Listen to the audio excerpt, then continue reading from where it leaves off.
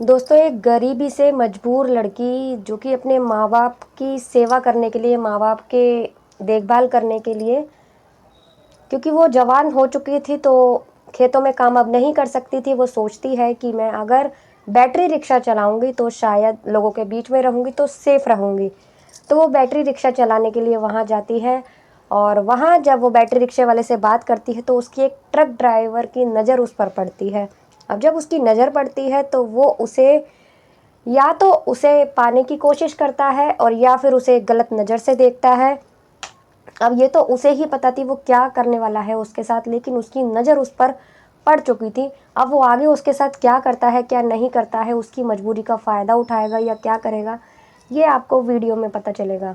वो एक मजबूर लड़की थी और उसकी मजबूरी का फ़ायदा बहुत से लोगों ने उठाया था, लेकिन उसके साथ क्या होता है ये आप ज़रूर देखिएगा। तो इसके लिए वीडियो अच्छी लगे तो प्लीज़ वीडियो को लाइक कर दीजिएगा, चैनल को सब्सक्राइब कर दीजिएगा अगर आप लोग चैनल पर नए हैं तो।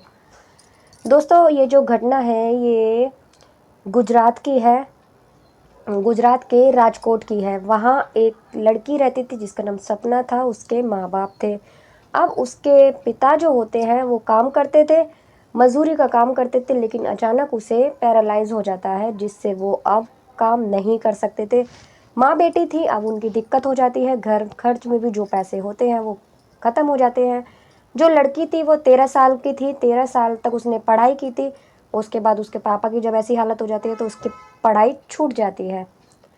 अब दोस्तों, जो भी उन्होंने थोड़ी बहुत बचत कर रखी थी, सेविंग कर रखी थी, अब वो धीरे धीरे उसी से खर्चा चलाते हैं। ऐसे करते करते जो छोटी थी पढ़ाई छूट जाती थी तो आसपास के लोगों के साथ खेत में चली जाया करती थी काम करने के लिए, घर थोड़ा बहुत ले आती थी पैसा वैसा। अब ऐसे करते करते 4 साल निकल जाते हैं। अब वो लड़की 4-5 साल निकल जाते हैं तो अब कम से कम वो 18 साल की हो जाती है। अब वो बड़ी हो जाती है तो उसके मन में ये बात आती है कि मैं बैटरी रिक्शा चला लेती हूँ, बैटरी रिक्शा चलाऊँगी तो उसमें 700-800 रुपये मिल भी जाते हैं, आराम से कमाई हो जाती है और फिर मेरे घर का खर्चा भी आराम से चलेगा, क्योंकि माँ तो उसकी पिता की सेवा करने में ही लगी रहती थी। जब वो ये सोचती है तो ना तो उसके पास लाइसेंस होता है, ना उसे चलाना आता है, लेकिन फिर भी वो मन में सोचकर बैटरी रिक्शे के पास चली जाती है, बैटरी रिक्शा जहाँ से किराए पर मिलते हैं। अब वो जब वहाँ जाती है तो बैटरी रिक्शे वाले का नाम कुलदीप होता है। अब वो वहाँ जाती है तो सब अपने अपने रिक्शे निकाल कर ले जा रहे होते हैं वहाँ से। अब वो उससे बात करती है, कहती है कि मुझे बैटरी रिक्शा किराए पर चाहिए। तो वो उससे कहता है बैटरी रिक्शा किराए पर चाहिए, क्या तुम्हारे पास लाइसेंस है? तो वो कहती है कि नहीं, लाइसेंस तो मैं बनवा लूँगी, नहीं है मेरे पास। तो वो उससे पूछता है चलाना आता है? तो वो कहती है कि हाँ मैं चला लूँगी, चलाना आता है मेरे को। जब वो उससे ऐसे बोलती है तो कहता है कि पैसे, उसके पास तो कोई पैसे वैसे नहीं होते हैं। तो वो उसको कहता है कि अगर बैटरी रिक्शा कहीं ठुक गया या चालान हो गया तो क्या होगा, कौन भरेगा इसका पैसा? तो उसको वो मना कर देता है कि मैं ऐसे नहीं दूंगा और पहले लाइसेंस वगैरह चाहिए, इसके लिए सब कुछ चाहिए और ऐसे मैं नहीं दे सकता, तुम्हारे बस की नहीं है, तुम लग ही नहीं रही हो देख के कि तुम रिक्शा चलाने वाली हो। वो उसे वहाँ से चला जाता, भेज देता है, नहीं देता उसे रिक्शा। वहाँ से जाने के बाद लेकिन वो हिम्मत नहीं हारती, सो वो दोबारा दूसरे दिन भी वहीं पहुँचती है, दूसरे दिन भी उससे बात करती है, लेकिन उस दिन भी वो उससे नहीं बाज आता। वहाँ एक रिक्शे वाला अपना रिक्शा खड़ा करने आता है तो उस रिक्शे वाले को वो बोलता है कि देख भाई, ये बैटरी रिक्शा मांग रही है रिक्शा चलाने के लिए, क्या ये चला पाएगी रिक्शा? तो वो कहता है कि दे दो, इसकी तो और अच्छी कमाई होगी, इससे देखकर तो लोग बाग आएंगे इसके रिक्शे में बैठने के लिए, 10 की जगह 20 रुपये से देकर जाएंगे। ऐसा कहने के बाद वो वहाँ से चला जाता है। जो वो कुलदीप होता है वो उसको कहता है तुम इसका मतलब समझ रही हो, जो ये कह रहा है, ये कह रहा है कि तुम्हें देख के, तुम इतनी खूबसूरत लड़की हो, तुम्हें देखकर जानबूझकर लोग तुम्हारे रिक्शे में बैठेंगे और तुम्हारे साथ छेड़खानी करेंगे, तुम्हारे पास आगे आकर बैठेंगे और तुमसे सट कर बैठेंगे, जान के तुम्हें छूने की कोशिश करेंगे। फिर तुम क्या करोगी? क्या तुम चाहती हो ये सब हो? इसीलिए मैं कहता हूँ चली जाओ, तुम्हारे बस का नहीं है। ऐसा कहने के बाद उस दिन भी वो उसे वहाँ से भेज देता है। जब तीसरे दिन वो वहाँ जाती है, तीसरे दिन भी वहाँ बैठी होती है तो जो बैटरी रिक्शे वाला था कुलदीप, उसके यहाँ जो मतलब रिक्शे के पार्ट्स आया करते थे, बॉडी पार्ट्स रिक्शे के आया करते थे, वो एक ट्रक में आया करते थे। तो वो ट्रक जो चलाता था लड़का, जो ट्रक का मालिक था, उसके 3-4 रिक्शे थे, उसके पिता ने मतलब अपने बेटे को लगाया हुआ था इस काम में। उस लड़के का नाम होता है राजदीप। वो अहमदाबाद का रहने वाला होता है। अब वो अहमदाबाद से अपना मतलब पेमेंट करने के लिए वहाँ आया होता है, पेमेंट लेने के लिए। अब वो वहाँ उससे बात कर रहा होता है, कुलदीप से, उसी रिक्शे वाले से अपनी पेमेंट की बात कर रहा होता है, पैसे वैसे की या उसकी अपने काम वाम की। तो उसकी नज़र अचानक सपना पर पड़ जाती है राजदीप की। जब पड़ती है तो वो बहुत ज़्यादा खूबसूरत होती है। तो वो उससे कहता है कि क्या बात है, तूने ये लड़की कैसे बैठा रखी है, क्या चक्कर है ये। तो वो उसको फिर उसकी सारी बात बताता है कि ऐसे ऐसे ये बोलती है कि मेरे पापा को पैरालाइज हुआ है और मैं इतनी मजबूर हूँ, मुझे बैटरी रिक्शा दे दो। कि बताओ मैं ऐसे कैसे इसे बैटरी रिक्शा दे दूँ चलाने के लिए, और कहीं ठोक देगी, कुछ कर देगी तो क्या होगा। तो वो कहता है दे दे यार, इतनी प्यारी लड़की है, इतनी मासूम सी लड़की है, तू इसे दे दे, क्यों नहीं दे रहा। तो वो उससे कहता है कि अगर इतना ही तुझे प्यारी लग रही है तो तू अपना ट्रक दे दे चलाने के लिए, मैं तो इसे नहीं दूंगा अपना रिक्शा। तो वो कहता है तू ट्रक की बात कर रहा है, अगर मैं चाहूँ मैं तो इसके लिए अपनी जान दे दूँ, तू ट्रक की बात कर रहा है, दे दे यार दे दे, कोई मजबूर है, दे दे। जब वो उसे ऐसे बोलता है तो कहता है अगर कहीं ठोक देगी, चालान करवा देगी तो कौन उसका जिम्मेदार होगा। तो वो जो राजदीप होता है वो उससे कहता है कि तू उस चीज़ की चिंता मत कर, और ये मैं तुझे थोड़े से पैसे दे देता हूँ, अगर ये कोई भी नुकसान करती है तो मेरे पैसों में से काट लियो, इसकी कोई चिंता मत कर। और वो उसे 5,000 रुपये भी देता है। वो कहता है कि इसका चालान भी वो भी नहीं है, इसका लाइसेंस भी नहीं है। तो वो कहता है लाइसेंस तो तेरे हाथ में है, तू चाहे तो 8 दिन में, 15 दिन में बनवा सकता है, 1 महीने में लाइसेंस इसका आ जाएगा, कोई दिक्कत नहीं है। ऐसा बोलने के बाद वो उसे 5,000 रुपये भी दे देता है कि इसके लाइसेंस बनवाने के लिए। तो दे देता है। तो वो जो रिक्शे वाला होता है कुलदीप, वो किसी को फ़ोन करता है। फ़ोन करने के बाद में उससे बुलाता है लाइसेंस के लिए कि किसी का लाइसेंस बनवाना है, यहाँ आ जाओ।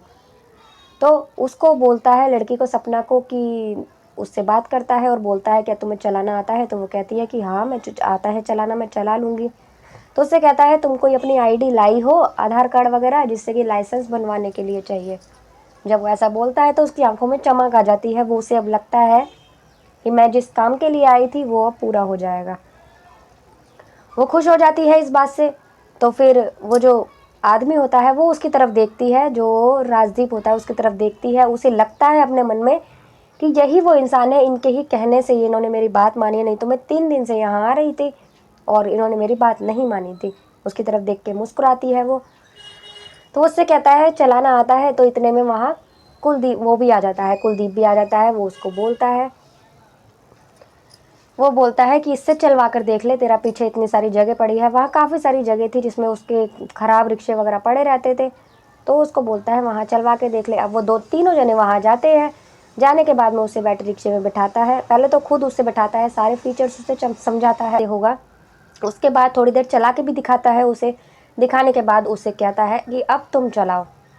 कुलदीप बिठाने के बाद में जैसे ही वो बैठती है, चालू करती है, बटन दबाती है, उसके बाद धड़ाम से उसका रिक्शा सीधा कूड़े में जाकर लगता है, वहाँ घुस जाता है कूड़े में। तो ऐसा कहने के बाद दोनों भागे भागे आते हैं। और कुलदीप जो होता है वो तो अपने बैटरी रिक्शा को देखने लगता है कि मेरा रिक्शा कहाँ से टूटा है, कहाँ से हुआ है। लेकिन जो राजदीप होता है वो सपना को देखता है कि कहीं तुम्हारे लगी तो नहीं है, तुम ठीक तो हो। ऐसा करने के बाद वो उससे फिर बोलता है कोई बात नहीं। वो कहता है, कुलदीप कहता है ये इसी बात का तो मुझे डर था, देखो ना इसने चलाते ही ठोक दिया। वो कहता है कोई बात नहीं यार, हमने जब गाड़ियाँ चलानी सीखी थी हमने भी तो ऐसा ही करा था। तो वो कहता है कि हमने तो अपने नुकसान करा था, अपनी गाड़ियाँ ठोकी थी, लेकिन ये तो मेरा नुकसान कर रही है। ऐसा कहने के बाद वो कहता है कोई बात नहीं, जो भी नुकसान होगा तुझे मैं दूंगा, लेकिन तू इसे चलाना सिखा दे। अब ऐसा करने के बाद कुलदीप उसके अपने साथ बिठाता है और कम से कम 1 घंटे तक उसको चलवाता है। चलाने के बाद उसके जो कस्टमर वगैरह आ जाते हैं तो वो वहाँ से चला जाता है। अपने से कहती है कि आप ही मुझे चलाना सिखा दीजिए। तो वो कहता है अभी आ रहा है, वो सिखा देगा तुम्हें। तो कहती है नहीं, उनसे मुझे बहुत डर लगता है, प्लीज़ मुझे आप ही सिखा दीजिए चलाना। जब वो ऐसे बोलती है उससे तो वो खुद वहाँ बैठता है और उसे मार्केट में लेके जाता है, मार्केट में घुमाता है, साथ ही उसे अच्छे से समझाता है। अब वो 50% उस दिन सीख जाती है। 50% जब वो सीख जाती है तो फिर वो धीरे धीरे चलाने लगती है। अब जो राजदीप होता है उस दिन वो वहीं रुक जाता है, और फिर क्योंकि उसे दूसरे दिन वो उससे कहता है कुलदीप आज मैं तेरे यहीं रुकूंगा और इसे कल भी थोड़ा सा सिखाऊंगा। वहीं रुकने के बाद दूसरे दिन भी उसे सिखाता है और उसे पूरी तरह से वो सिखा देता है चलाना। फिर वो वहाँ से अपने वहाँ चला जाता है अहमदाबाद। अब वापस अपने घर चला जाता है। जाने के बाद अब वो अच्छे से रिक्शा चलाती है, उसका लाइसेंस भी आ जाता है 15 दिन बाद। आने के बाद अब वो अच्छे से काम करती है और वो धीरे धीरे अब सब कुछ उसके घर में ठीक होने लगता है। अब कुछ दिन बाद, कम से कम 1 महीने बाद, राजदीप वहाँ वापस आता है उसके पास, कुलदीप के पास, और आकर पूछता है क्या है उस लड़की के हाल, और वो ठीक से चला रही है, क्या बात है, कैसे काम कर रही है। तो वो कहता है उसकी तो कुछ मत पूछो, वो बहुत अच्छे से काम कर रही है अपना, और मैंने तो सोचा ही नहीं था वो लड़की इतनी अच्छी निकलेगी, बहुत अच्छी लड़की है वो तो। जब उसको ऐसे बोलता है, कहता है लेकिन वो 10 दिन से नहीं आ रही है, बहुत बड़ी दिक्कत हो गई है उसके घर में। तो वो कहता है ऐसी क्या दिक्कत हो गई है। तो वो कहता है कि उसके पापा की मौत हो गई है और वो इस दुनिया में नहीं है, इसीलिए वो 10 दिन से आ नहीं रही है। तो वो कहता है कि अगर ऐसी बात है तो चलो उसके उसके घर चलते हैं, जाकर देखना चाहिए हमें। तो वो कहता है मैं तो होकर आया हूँ उसके घर पर, लेकिन चलो दोबारा चलते हैं। ऐसा कहने के बाद वो दोनों वहाँ जाते हैं। जाने के बाद उसको देखते ही जो सपना होती है वो फूट फूट कर रोने लगती है, और रोने के बाद उसको फिर बैठाते हैं, पानी वानी पिलाते हैं उसकी माँ, और वो चाय वाय बनाते हैं। लाने के बाद वो कहते हैं कि वो कहती है कि काम, वो पूछता है कुलदीप की काम पर कब आओगी। तो वो कहता है कि, कहती है सपना कि अभी कम से कम मेरे जो पापा हैं उनकी 13वीं वगैरह हो जाए, उसके बाद मैं आऊँगी, क्रियाक्रम वगैरह हो जाए उनका अच्छे से, तब मैं आऊँगी। तो वो कहता है कितना टाइम लगेगा। तो कहती है अभी पैसों की दिक्कत है, थोड़ी सी पैसों पूरी हो जाए फिर मैं आऊँगी। तो कहता है टाइम से करो, उनका 13 दिन बाद होता है तो 13 दिन बाद करो। तो वो कहती है कि अभी पैसे नहीं है। तो जो राजदीप होता है वो 20,000 रुपये तुरंत निकाल के देता है और कहता है ये लो, लेकिन अपने पापा की जो 13वीं है वो टाइम से करो।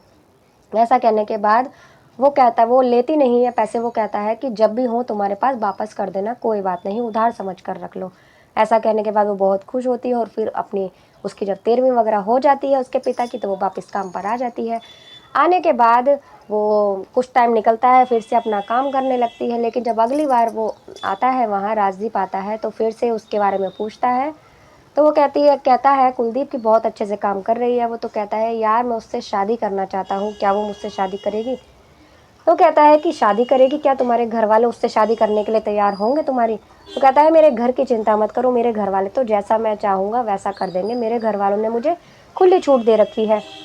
ऐसा कहने के बाद जो राजदीप होता है वो उस दिन शाम को उसके घर जाता है, उसकी माँ होती है वो होती है।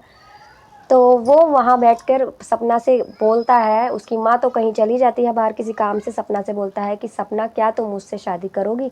ऐसा कहने के बाद सपना की आंखों में आंसू आ जाते हैं और वो फिर उससे गले लग जाती है और फूट फूट कर रोने लगती है। ऐसा कहने के बाद वो सपना को अलग करता है और उससे पूछता है कि क्या तुम मुझसे शादी करोगी। तो सपना हाँ में जवाब देती है और कहती है कि तुम मेरी ज़िंदगी में भगवान बनकर आए हो, और मैंने कभी सोचा भी नहीं था कि तुम इतना, मतलब इतना सब कुछ करोगे मेरे लिए और मेरी ज़िंदगी इतनी अच्छी हो जाएगी। तो ऐसा कहने के बाद दोस्तों, जो राजदीप होता है उसकी उम्र 25 साल की होती है और जो सपना होती है उसकी करीबन 19 साल की उम्र होती है। तो दोस्तों दोनों एक 2023 में शादी कर लेते हैं दोनों, और आज भी दोनों एक साथ मिलकर खुश रह रहे हैं, और उसकी माँ जो है वो भी, उनको भी वो उन्होंने अपने साथ ही रखा हुआ है। तो दोस्तों ये थी आज की कहानी, कैसी लगी आपको आप लोग कमेंट कर ज़रूर बताना। मिलते हैं अगली किसी वीडियो में एक नई कहानी के साथ, तब तक के लिए नमस्कार।